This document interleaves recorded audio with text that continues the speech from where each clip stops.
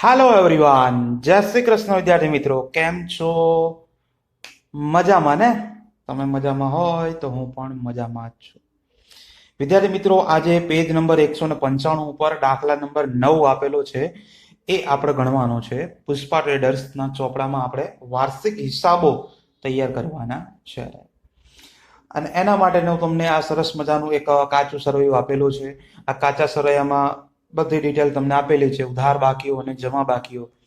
અને એના આધારે તમને નીચેની સાઈડ વધારાની માહિતી આપેલી છે.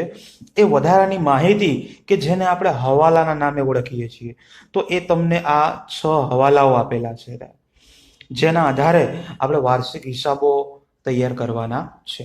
ચાલો તો ત્યારે શરૂ કરીએ. પેજ નંબર 195 ઉપર આપેલો આ દાખલા નંબર 9.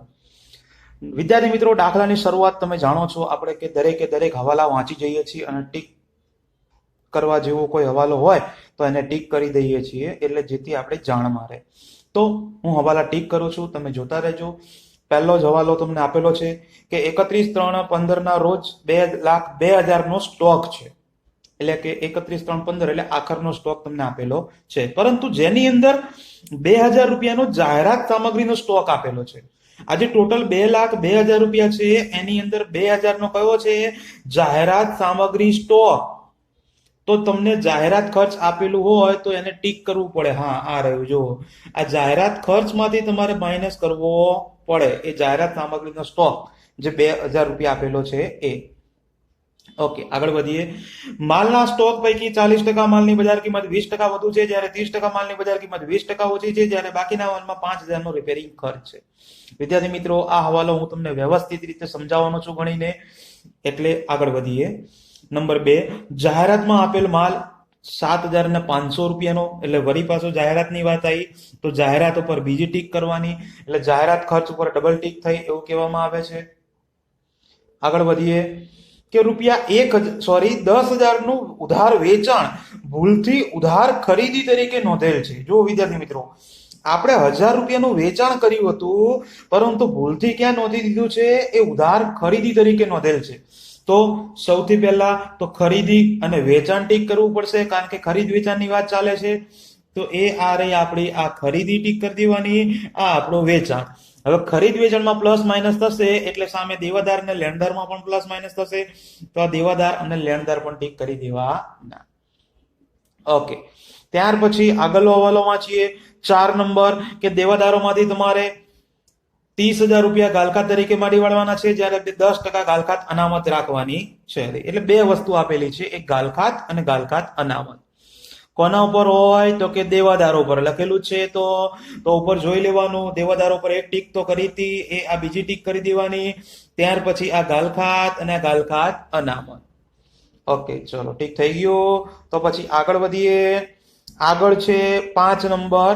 મૂડી પર તમારે 10% લેખે વ્યાજ અને ઉપાડ પર 6% લેખે વ્યાજ વસૂલ કરવાનું છે. એટલે કે મૂડી અને ઉપાડ જે તમને પહેલી જ એન્ટ્રી આપેલી હોય શરૂઆતમાં જનરલી, તો એ બંને ટીક કરી દેવાના, એ આ ઉપાડ અને આ મૂડી. એટલે એના પર પણ હવાલો છે એવું આપણને ખબર પડે. ત્યાર પછી છેલ્લો હવાલો એક તમને આપેલો છે. એ છેલ્લા હવાલામાં લખેલું છે કે કાયમી મિલકતો પર તમારે 10% લેખે સીધી લીટીની પદ્ધતિએ ઘસારો ગણવાનો છે. વિદ્યાર્થી મિત્રો, આપણે ઘસારો ચેપ્ટર ભણી ગયા છીએ. એમાં સીધી લીટીની પદ્ધતિ ઘસારો હોય એટલે ઘસારો પડતર કિંમત ઉપર નક્કી કરવાનો હોય, આવું તમે ભણેલા છે. વાંધો નહીં, પણ અત્યારે તો ખાલી કાયમી મિલકતો ટીક કરી દેવાની, કારણ કે એના ઉપર ઘસારો ગણવાનો છે. તો આ રહી જુઓ કાયમી મિલકતો, એના ઉપર ખાલી ટીક, એટલે ખબર પડે કે આપણે હવાલો ગણવાનો છે. ચલો લ્યો, તો હવાલા વાંચી, ટીક ટેકાટીક થઈ ગયું. આટલું કામ પહેલા કરવાનું. હવાલા હંમેશા પહેલા વાંચવા જરૂરી છે, એટલે તમને ખબર પડે કે કઈ એન્ટ્રી કયા ખાતામાં, એટલે કે કયા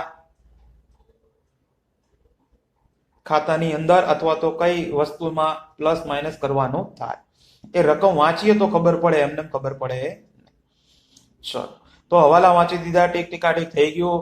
ત્યાર પછી હવે સ્ટેપ બાય સ્ટેપ દરેક હવાલાની અસર આપણે આપતા જઈએ છીએ. તો ખાસ ધ્યાન રાખજો. શરૂ કરું છું હવાલા નંબર 1, અને હવાલા નંબર 1 એ સ્ટોક માટેની છે વાત એની અંદર. અને આખર સ્ટોક હોય તો આપણે એકાદ લેક્ચરમાં અગાઉના વિડીયોમાં આવી ગયું હતું કે આખર સ્ટોકનું જે ઓછું મૂલ્યાંકન હોય એ જ ધ્યાનમાં લેવામાં આવે છે. વાંધો નહીં, સમજાવું છું વ્યવસ્થિત ધ્યાનથી સમજજો અને ધ્યાન અહીંયા રાખજો.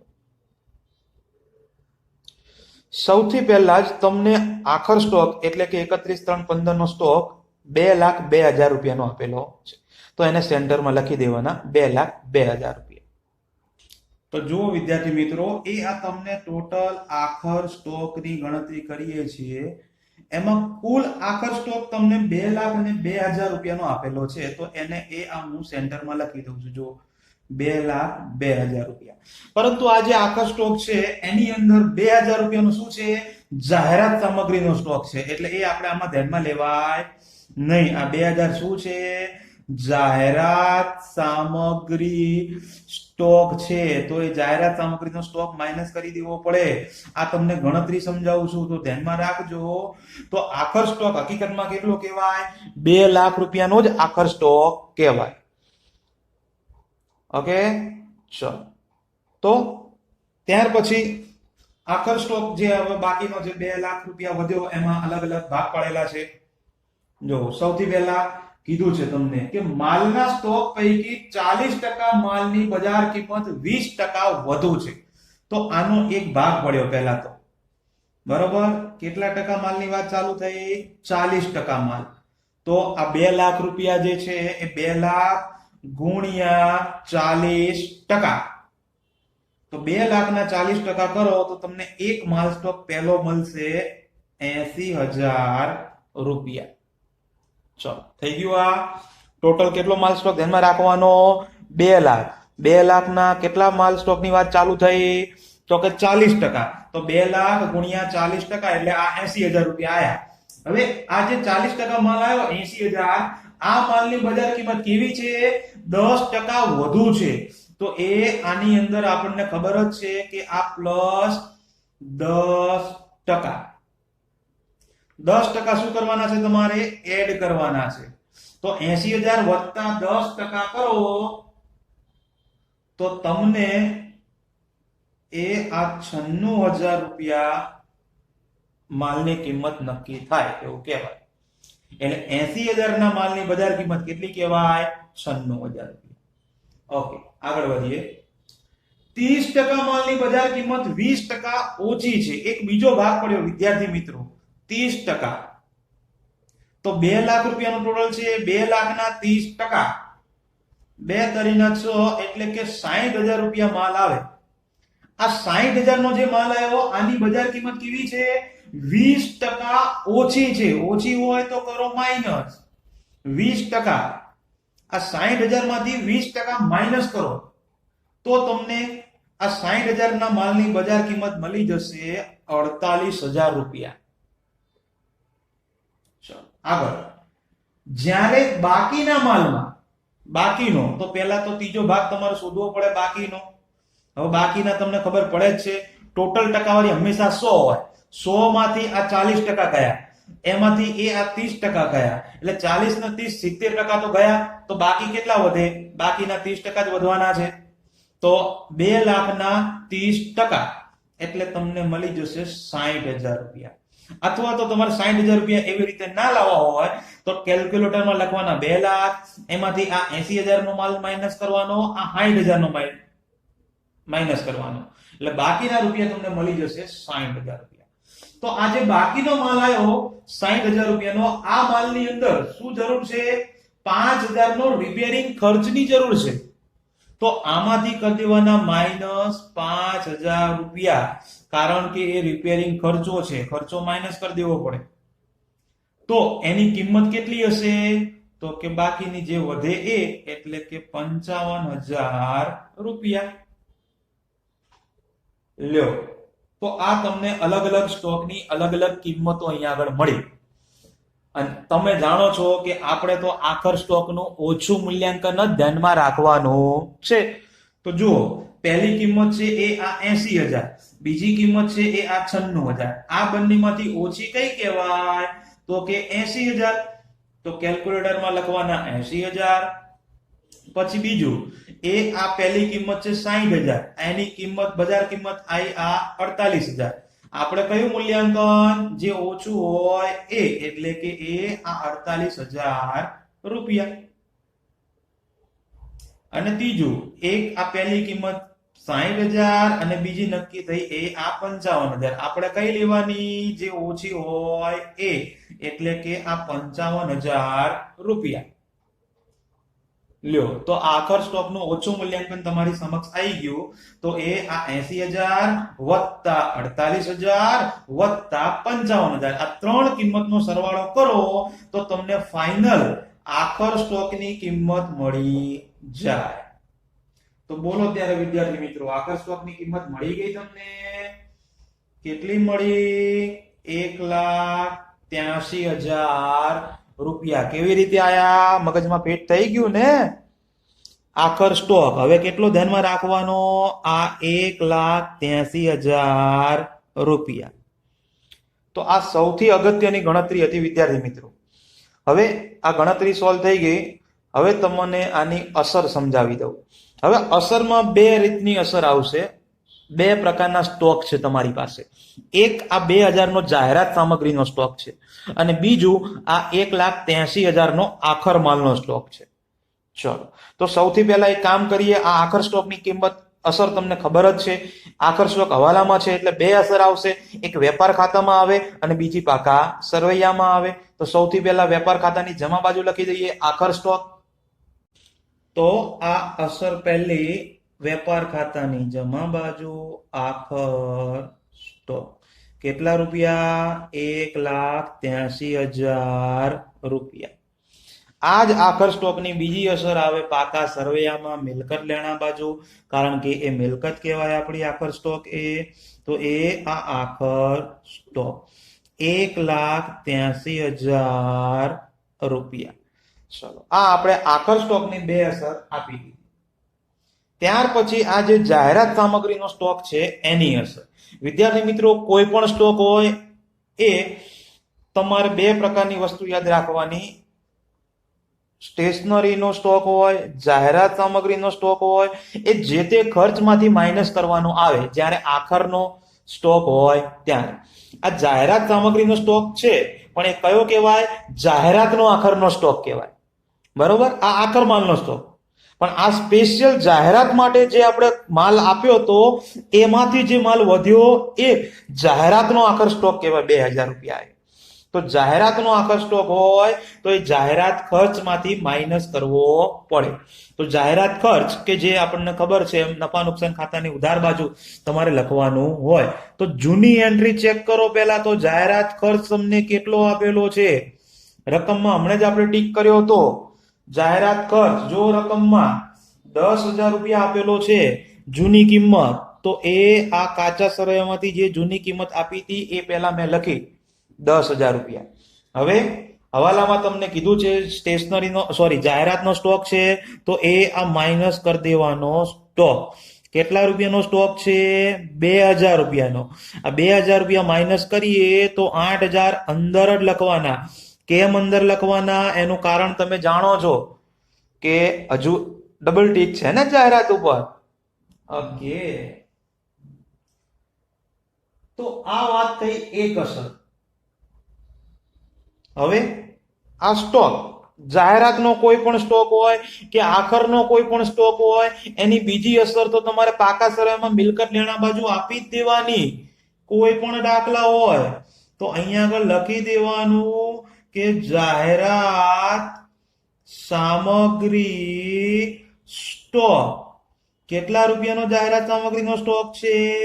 તો કે 2,000 રૂપિયાનો. લ્યો, આ રીતે અસર આપી જ દેવાની. તો આ સૌથી અગત્યનો પહેલા નંબરનો હવાલો હતો વિદ્યાર્થી મિત્રો. ત્યાર પછી હવે આગળ વધીએ. હવાલા નંબર 2. બીજા નંબરના હવાલામાં તમને કીધું છે કે જાહેરાતમાં આપેલ માલ છે 7,500 રૂપિયાનો. તો 7,500 રૂપિયાનો માલ જે છે એ જાહેરાતમાં આપેલો છે. વાંધો નહીં. તો તમે જાણો છો કે પહેલા કોઈ પણ રીતે માલ જાય એટલે વેપાર ખાતામાં આપણે ઉધાર બાજુ અસર આપવાની જ છે. અન્ય રીતે ગયેલ માલ તો પહેલી અસર આપી દઈએ. વિદ્યાર્થી મિત્રો, તમે અહીંયા જાણો છો કે શરૂઆતનો સ્ટોક, આખરનો સ્ટોક, એ બધી વસ્તુ અહીંયા ખરીદીને બધી વસ્તુ ઉધાર બાજુ આપણે અસર આપવાની છે. એટલે 4-5 લાઈન છોડી દેવાની અને પછી અહીંયા આગળ એ આ લખવાનું માઇનસ અન્ય રીતે ગયેલ. અન્ય રીતે ગયેલ આમાં કઈ રીતે જાય છે? જાહેરાતમાં આપ્યો ને, તો અહીંયા આગળ ખાલી લખવાનું જાહેરાતથી. કેટલા રૂપિયાનો માલ આપ્યો? 7,500 લખવાના અંદર, કારણ કે ઉપરથી માઇનસ થાય પછી 12 રકમ જશે. બીજી વસ્તુ, તમે જાહેરાતમાં માલ આપો એટલે તમારા જાહેરાત ખર્ચની અંદર વધારો થયો કહેવાય. તો જાહેરાત ખર્ચ જુઓ, તમારી પાસે આ 8,000 રૂપિયાનો તો હતો જ, પ્લસ તમે બીજો વધારાનો માલ સ્ટોક આપ્યો. કેટલાનો માલ આપ્યો? તો કે 7,500 રૂપિયાનો. તો 8,000 વત્તા 7,500 એટલે કે 15,500 રૂપિયાનો ટોટલ જાહેરાત ખર્ચ થયો કહેવાય. તો આવી રીતે બે અસર થઈ આની આ હવાલાની. ત્યાર પછી આગળ વધીએ 3 નંબર. તો એમાં એવું કીધું છે કે ₹10,000 નો ઉધાર વેચાણ ભૂલથી ઉધાર ખરીદી તરીકે નોંધેલ છે. વિદ્યાર્થી મિત્રો, આપણે ઉધાર માલ વેચ્યો હતો પરંતુ ભૂલથી ખરીદીમાં નોંધાઈ ગયો છે. તો વાંધો નહીં, આપણને જાણીએ છીએ કે જે ભૂલ થઈ હોય, ભૂલ સુધારવા માટે ખરીદીમાં ભૂલ થઈ છે તો ખરીદીમાંથી માઇનસ કરીશું. અને હકીકતમાં એ 10,000 નું ઉધાર વેચાણ હતું, તો વેચાણમાં આપણે પ્લસ કરી દઈશું. તો સૌથી પહેલા આની જૂની એન્ટ્રી લખવી પડે, ખરીદ અને વેચાણની. ખરીદ વેચાણ લખો એટલે સાથે સાથે દેવાદાર અને લેણદારો પણ લખવા પડે. તો જુઓ સૌથી પહેલા કે ખરીદી અને વેચાણ, દેવાદાર અને લેણદાર કેટલાનું આપેલું છે એ. આ ખરીદીની બાકી હંમેશા ઉધાર હોય, તો એટલે આ 3,24,900 રૂપિયા ખરીદીના કહેવાય. વેચાણ જાય એટલે જમા થાય, તો એની બાકી આ 8,80,000 કહેવાય. ખરીદ વેચાણ લખી દઈશું. ત્યાર પછી દેવાદાર અને લેણદાર, એમાં પણ ડબલ ટીકો છે એટલે એ પણ આપણે અંદર જ લખવાના છે. દેવાદારની પણ બાકી ઉધાર હોય તો આ જે 2,20,000 જે છે એ દેવાદારના કહેવાય, અને લેણદારની બાકી જમા હોય એટલે આ 1,65,000 રૂપિયા જે છે એ લેણદારના કહેવાય. તો સૌથી પહેલા તો આ 4 જૂની એન્ટ્રી, ખરીદ વેચાણ દેવાદાર લેણદાર, એ જે ખાતામાં જ્યાં આવતી હોય ત્યાં આગળ હું લખી દઉં છું. તમે જોતા જાઓ. તો ખરીદી અને વેચાણ એ તો આપણને ખબર જ છે કે અહીંયા ઉધાર બાજુ જ આવવાનું છે. તો એ આ ખરીદી તમને આપેલી છે એ અંદર લખું છું 3,24,900. પછી સામેની બાજુ વેચાણ આવે, જમા બાજુ, કારણ કે માલ વેચીએ એટલે માલ જાય. વેચાણ આપેલું છે 8,80,000 રૂપિયા. ચલો ફિનિશ. ત્યાર પછી આવી જ રીતે હું દેવાદાર અને લેણદાર પણ લખી દઉં છું. વિદ્યાર્થી મિત્રો, તમે જાણો છો દેવાદારોની બાકી ઉધાર હોય તો ઉધાર બાકી પાકા સરયામાં મિલકત લેણા બાજુ આવે. તો આ દેવાદારો તમને આપેલા છે, એની ઉધાર બાકી 2,20,000 રૂપિયા. તો એ આ હું અંદરની સાઈડ લખું છું 2,20,000. ત્યાર પછી લેણદારો આપેલા છે, તો લેણદારોની જમા બાકી હોય, લેણદારો બધી જમા બાકી બધા મૂડી દેવા બાજુ આવે, તો એ પણ હું અંદરની સાઈડ લખું છું 1,65,000 રૂપિયા. જો આ 4 એન્ટ્રી જૂની જે આવતી હતી મેં પહેલા આપી દીધી. હવે હવાલો સોલ્વ કરું છું. હવાલામાં પણ ફરીથી વાંચો, હવાલો જો હું વાંચું છું ધ્યાન રાખજો. 10,000 રૂપિયાનો ઉધાર વેચાણ ભૂલથી ઉધાર ખરીદી તરીકે નોંધેલ છે. ભૂલ થઈ છે ખરીદીની અંદર, તો સૌથી પહેલા આપણે ભૂલને સુધારી દઈએ. ખરીદીમાં તમે જે ભૂલથી નોંધી દીધા છે એ ખરીદીમાંથી માઇનસ કરી દઈએ. તો જો વિદ્યાર્થી મિત્રો, પહેલા હું ભૂલ સુધારું છું. એ આ માઇનસ ભૂલથી. કેટલા રૂપિયાનો માલ ભૂલથી નોંધી ગયો છે? તો કે 10,000 રૂપિયાનો. આ 10,000 માઇનસ કરો તો 3,14,900 રૂપિયા વધે. તો એ અંદર જ લખવાના, કારણ કે હજુ માઇનસ થાય ને કઈ. ચલો, એ આ ખરીદીમાંથી મેં માઇનસ કર્યા, મારી ભૂલ સુધારી. હવે જે વસ્તુ હું ખરીદીમાંથી માઇનસ કરું એની બીજી અસર તમે જાણો છો વિદ્યાર્થી મિત્રો. 4-7 ગ્રુપમાં તમે હવાલા શીખેલા જ છો. ખરીદી આપણે વેપારી પાસેથી કરીએ, વેપારીનું બીજું નામ એટલે કે લેણદાર. તો જે વસ્તુ ખરીદીમાંથી માઇનસ થાય એ જ વસ્તુ અહીંયા લેણદારમાંથી પણ માઇનસ થાય. અહીંયા પણ લખવાનું એ આ ભૂલથી. કેટલા રૂપિયા? તો કે 10,000. હવે આમાં બીજો કોઈ હવાલો છે નહીં, ના હોય તો હું ડાયરેક્ટ એને બહાર લખી દઉં, 1,55,000 રૂપિયા. ચલો, આ ભૂલ સુધરી. હવે આ 10,000 રૂપિયા જે હતા એ હતા શેના? તો કે ઉધાર વેચાણના હતા. જો વેચાણના રૂપિયા હોય તો વેચાણમાં પ્લસ કરવા પડે. તો એ આ વેચાણમાં નથી નોંધ્યા ને, તો પ્લસ નહીં નોંધે. કેટલા રૂપિયા નહીં નોંધ્યા? તો કે 10,000. આ 10,000 નોંધીએ એટલે ટોટલ થશે 8,90,000 રૂપિયા. બીજી વસ્તુ, જે વસ્તુ ખરીદીમાં પ્લસ થાય એ સામે લેણદારમાં પ્લસ કરીએ. એવી જ રીતે જે વસ્તુ વેચાણમાં પ્લસ થાય એ સામે આપણે દેવાદારમાં પણ પ્લસ કરવા પડે. તો એ આ પ્લસ નહીં નોંધેલ વેચાણ. કેટલા રૂપિયાનું નહીં નોંધેલું? તો કે 10,000 નું. 10,000 નોંધીએ તો ટોટલ દેવાદારો 2,30,000 રૂપિયાના થશે. લ્યો, તો આ હવાલાની 4 એન્ટ્રી થઈ વિદ્યાર્થી મિત્રો. પહેલા 2 ભૂલો સુધારવાની અને પછી બીજી 2 એન્ટ્રી સાચી નોંધ કરવાની. પહેલા ભૂલ સુધારો, પછી સાચી નોંધ કરો. તો આવી રીતે આની અસર આપવાની. ચલો, ત્યાર પછી આગળ વધીએ. હવાલા નંબર 4.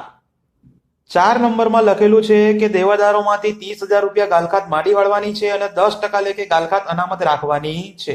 એટલે 2 વસ્તુ છે, એક ગાલખાત છે અને ગાલખાત અનામત છે. બંને દેવાદારમાંથી માઇનસ કરવાના છે. તો વિદ્યાર્થી મિત્રો, તમે જાણો છો કે દેવાદારોમાંથી 3 વસ્તુ માઇનસ થાય, પણ આપણે જે જરૂર છે એ જ માઇનસ કરીશું, એ આ ગાલખાત હવાલાની. સૌથી પહેલા હવાલામાં ગાલખાત કેટલી માટી વાળવાની કીધી છે? તો કે 30,000 રૂપિયા. એ આ 30,000 રૂપિયા માટી વાળીએ તો કેટલા દેવાદારો વધે? તો કે 2 લાખ. આ જે 2 લાખ વધ્યા એના ઉપર ગાલખાત અનામત, આને પણ કહેવાય હવાલાઓની જ. અને ગાલખાત અનામત તમને ટકાવારીમાં આપી છે. જુઓ, 10% રાખવાની છે. તો આ 2 લાખના 10%, 2 લાખ ગુણ્યા 10% એટલે 20,000 રૂપિયા. 2 લાખમાંથી 20,000 માઇનસ કરીએ તો 1,80,000 રૂપિયા બારની સાઈડ આવે. હવે આ ગાલખાત અને ગાલખાત અનામત બંનેની બીજી અસર માટે તમે જાણો છો, ફોર્મેટ તમારા મગજમાં પેટ છે કે એનું ફોર્મેટ તમારે નફા નુકસાન ખાતાની ઉધાર બાજુ બનાવવું પડે. તો ઉધાર બાજુ ફોર્મેટ બનાવવાનું બહુ કામ ઈઝી છે. 2 વખત ગાલખાત લખવાની આપણે, પછી 2 વખત ગાલખાત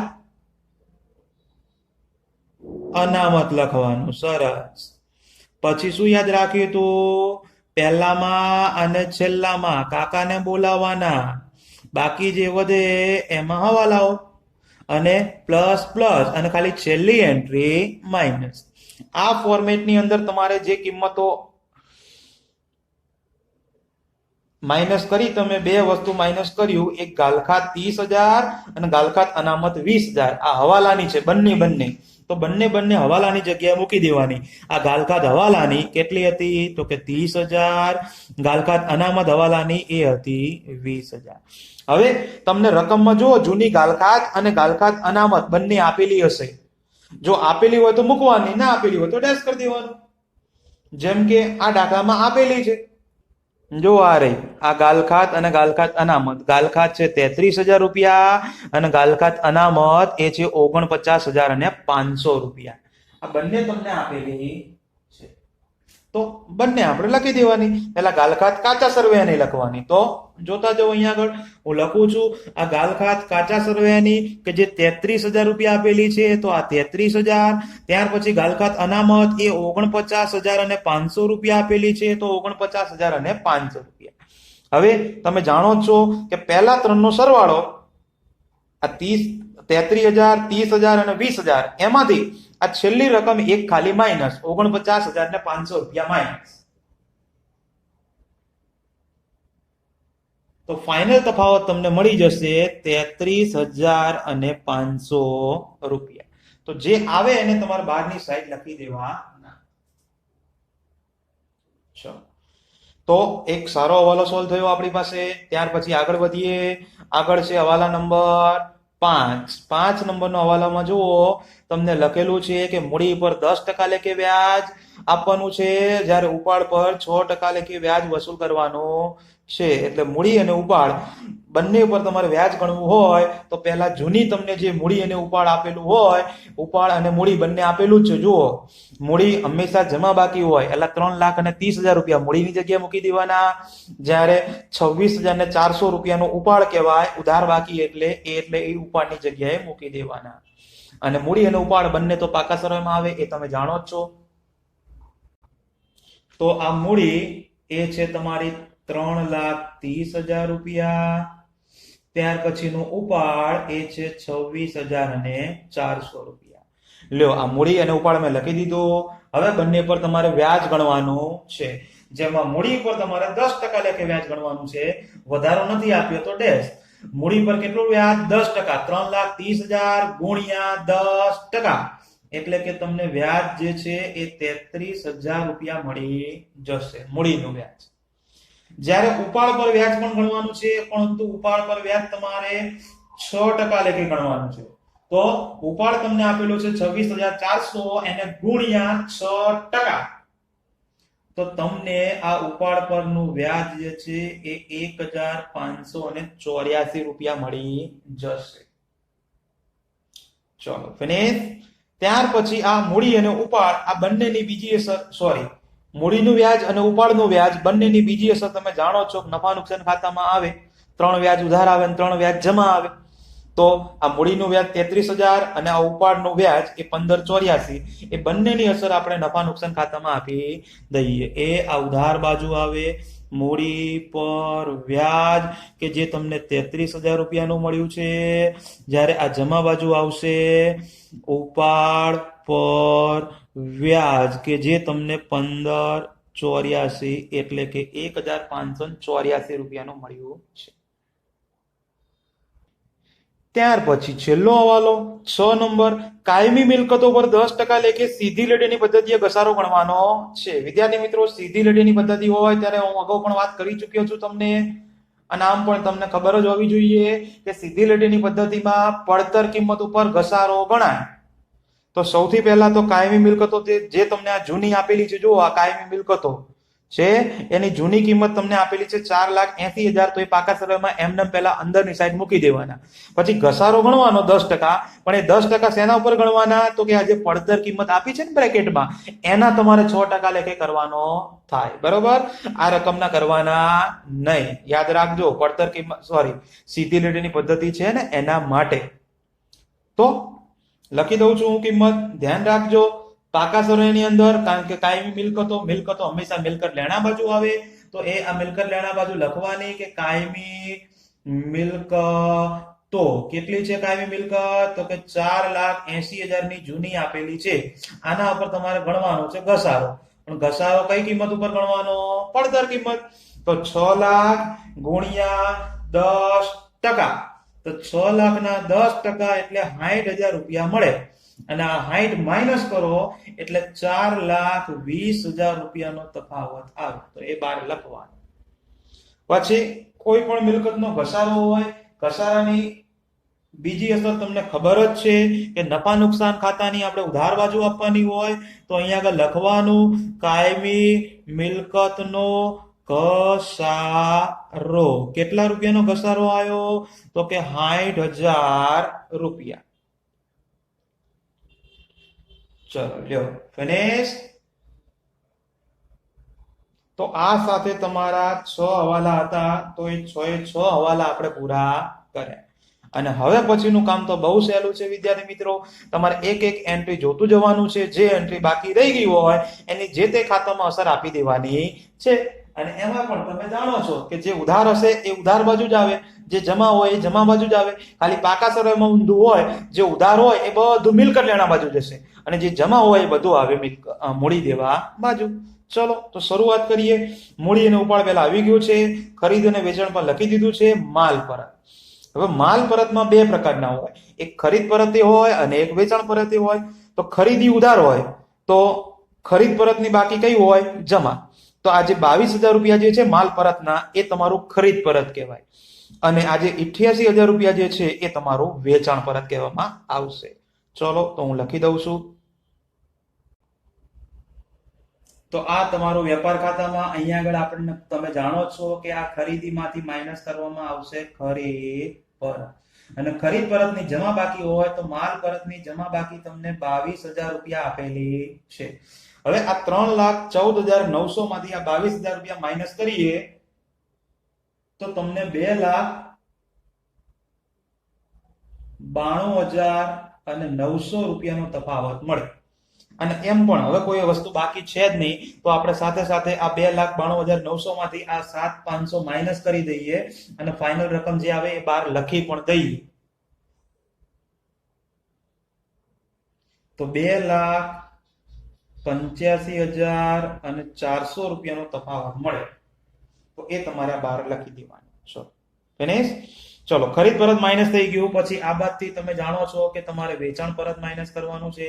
તો વેચાણ પરત, માલ પરતની ઉધાર બાકી જે તમને 88,000 રૂપિયા આપેલી છે એ તમારું વેચાણ પરત. તો 8,90,000 માંથી 88,000 રૂપિયા માઇનસ થાય તો 8,02,000 રૂપિયાનો તફાવત આવે તો એ બહાર લખવાનું. ચલો, ફિનિશ.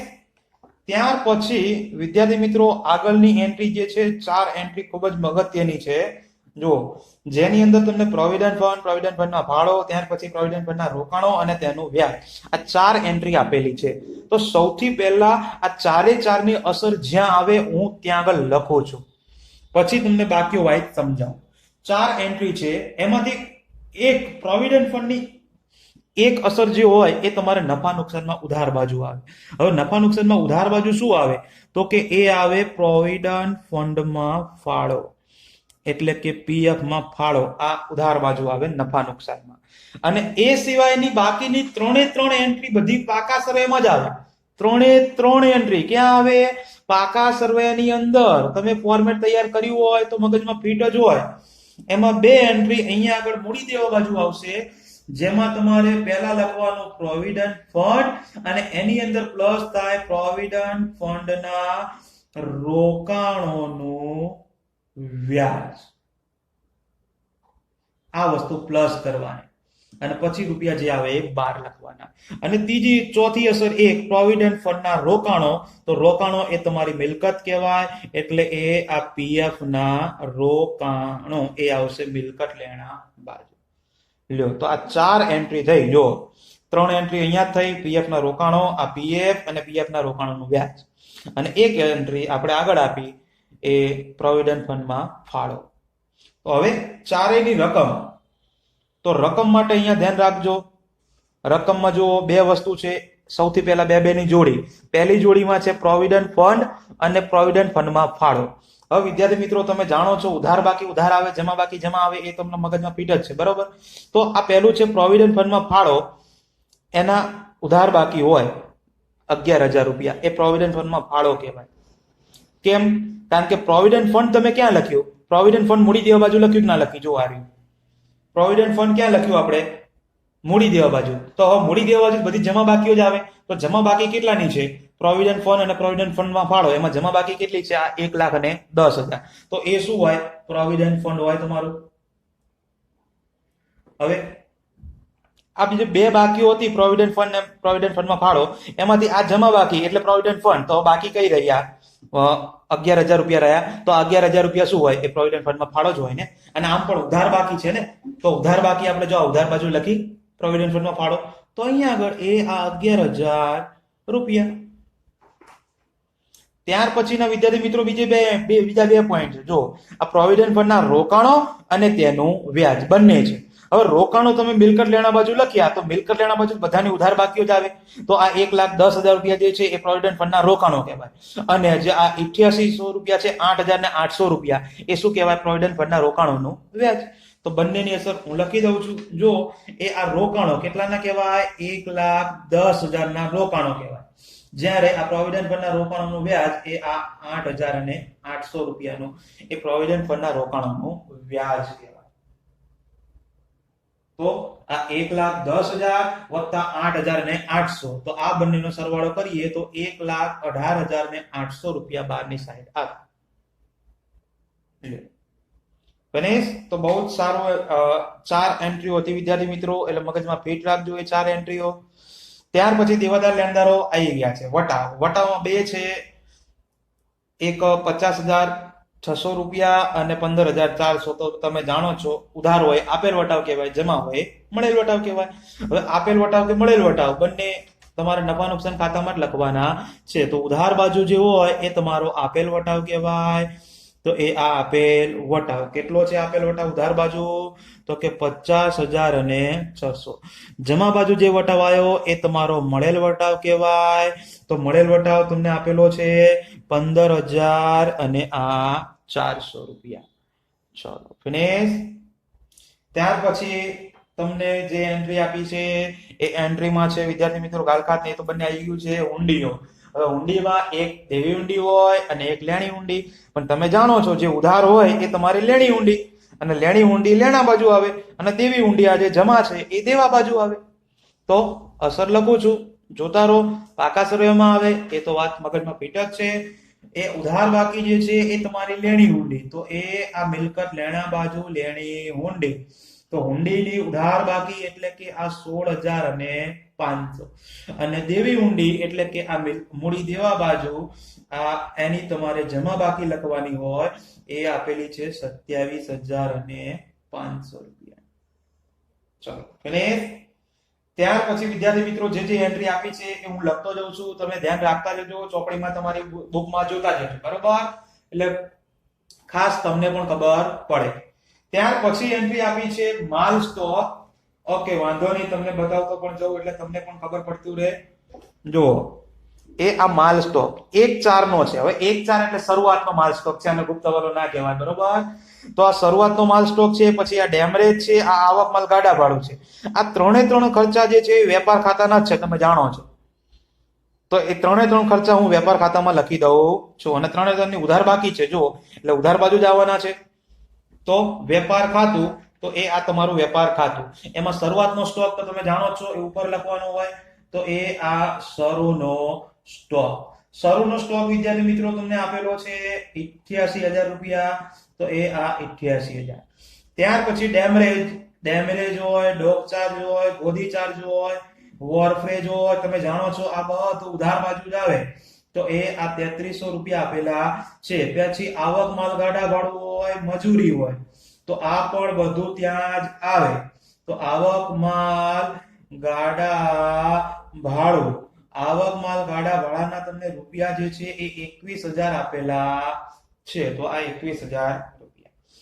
ત્યાર પછીની એન્ટ્રી જે છે વિદ્યાર્થી મિત્રો ખાસ યાદ રાખજો, લગભગ તમારે ફોર્મેટમાં નહીં આવી હોય, પરંતુ મગજમાં ફીટ રાખવાનું કે વેપાર ખર્ચા વેપાર ખાતામાં ક્યારેય આવે નહીં. આ યાદ રાખવાનું. શું યાદ રાખવાનું?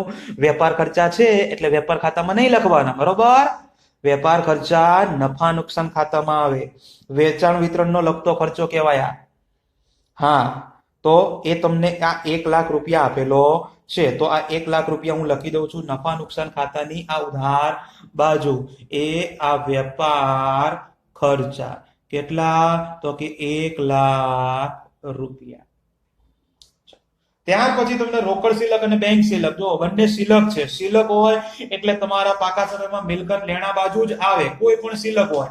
અહીંયા તો બંને શિલક આપેલી છે. તો એ એક આ રોકડ શિલક અને બીજી એ આ બેંક શિલક.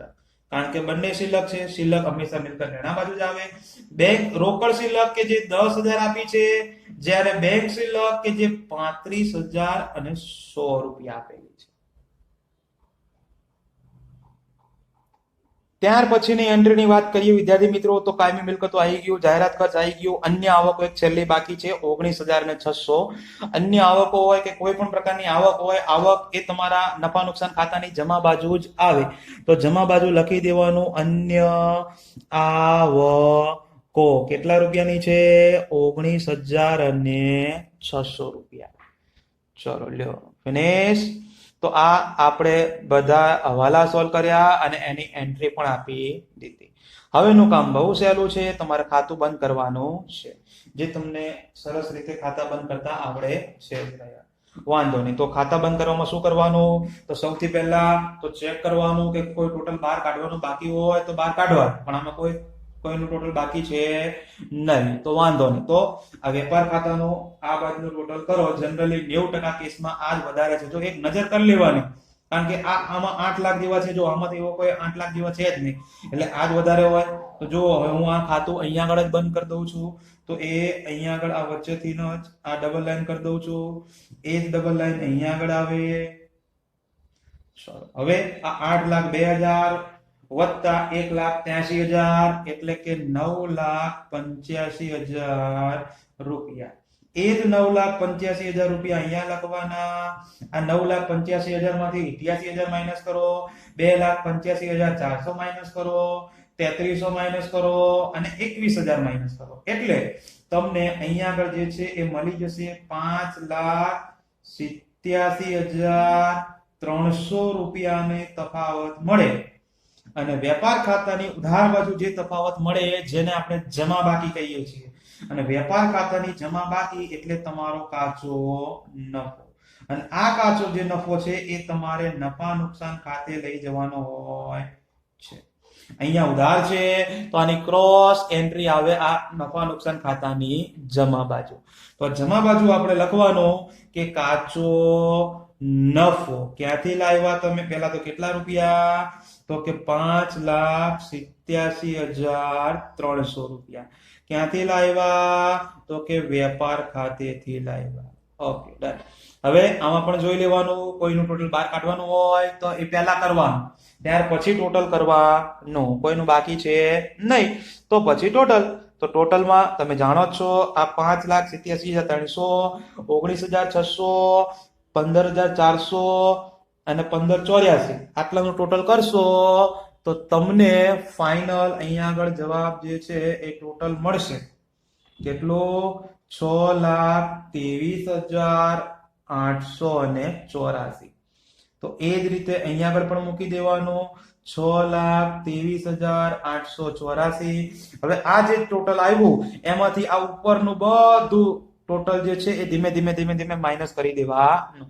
અથવા તો પછી બધાનો સરવાળો કરવાનો. આટલાનો સરવાળો કરી જે સરવાળો આવે એ આ ટોટલ માંથી ઉપરનું માઇનસ કરો એટલે તમને અહીંયા આગળ જે છે એ બાકી મળી જશે. એટલે કે તફાવત મળી જશે. અને એ તફાવત તમને આ 3,20,284 રૂપિયા મળશે. જેને આપણે નફા નુકસાન ખાતાની જમા બાકી કહીએ છીએ, જે તમારો ચોખ્ખો નફો કહેવાય.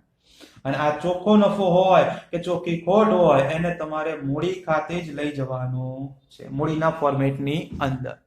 તો આ ચોખ્ખો નફો, આ જે ચોખ્ખો નફો આવ્યો એને હું પાછળની સાઈડ આપણા આ પાકા સરવાળાની અંદર જ્યાં પણ આપણે ચોખ્ખો નફો અહીંયા લખેલો છે જુઓ, એ ચોખ્ખા નફાની અંદર એ રૂપિયા મૂકી દેવાના કે 3,20,284 રૂપિયા. હવેનું કામ તો બહુ સહેલું છે, તમે જાણો પણ છો. 4 ની જોડીમાં ટોટલ, પેલા 4 નું ટોટલ, એમાં એક તો ડેશ છે તો 6,83,284. ત્યાર પછી 4 નું ટોટલ આવે પણ આ બેમાં તો છે નહીં, તો ખાલી આપેલા બંનેનું ટોટલ કરવાનું. આ બંનેનું ટોટલ એટલે કે 27,984. હવે શું કરવાનું? તો કે આ જે 6,83,284 ટોટલ આવ્યું હતું એમાંથી આ 27,984 માઇનસ કરો તો તમને ફાઇનલ ટોટલ એટલે કે તફાવત 6,55,300 રૂપિયા મળે. તો આ તફાવત મળ્યો. અને તફાવત મળે પછી તો તમારે ખાલી ફાઇનલ ટોટલ જ કરવાનું છે, બંને બાજુનું ટોટલ. અને બંને બાજુનું ટોટલ મિલકત લેણા હોય કે મૂડી દેવા હોય એનું ટોટલ તમે જાણો છો એમ કે તમારે સરખું જ આવવું જોઈએ. અને સરખું આવી પણ જાય છે. કેટલું આવે છે? તો કે 9,56,600 રૂપિયાનું ટોટલ આવે છે. 9,56,600 રૂપિયા. લ્યો, તો આવી રીતે તમારો આ સરસ મજાનો 9 નંબરનો દાખલો અહીંયા આગળ પૂરો થયો. આ રીતે દાખલો ગણો તો 12 માંથી 12 માર્ક્સ પૂરેપૂરા મળે. લ્યો વિદ્યાર્થી મિત્રો, દાખલો બહુ સારા છે તમારા માટે. તો બધા દાખલા બહુ જ સારા છે વિદ્યાર્થી મિત્રો. બસ આ વસ્તુ મગજમાં ફિટ કરવાની, કારણ કે આપણે 12મા ધોરણનો કન્સેપ્ટ શીખી રહ્યા છીએ. સેમ ટુ સેમ, બેઠે બેઠો યાદ રાખજો. એટલે દરેકે દરેક પોઈન્ટ નાનામાં નાનો કોઈ હવાલો હોય, કોઈ નાનામાં નાની કોઈ અસર હોય તો એ પણ મગજમાં ફિટ કરવાની છે. ઓકે, અને આવા નવા દાખલા ઉદાહરણમાં પણ આપેલા જ હશે, એ પણ તમારે ટેલી કરતું રહેવાનું તમારી જાતે, કારણ કે આ જ રીતની ગણતરી આવે. બેઠે બેઠા આ જ રીતના દાખલા છે ઉદાહરણમાં. ઓકે, તો પ્રેક્ટિસ કરતા રહો. આપણે મળતા રહીએ નેક્સ્ટ લેક્ચરમાં. ત્યાં સુધી બધાને Tata, bye bye, C you, અને પ્લીઝ ટેક કેર.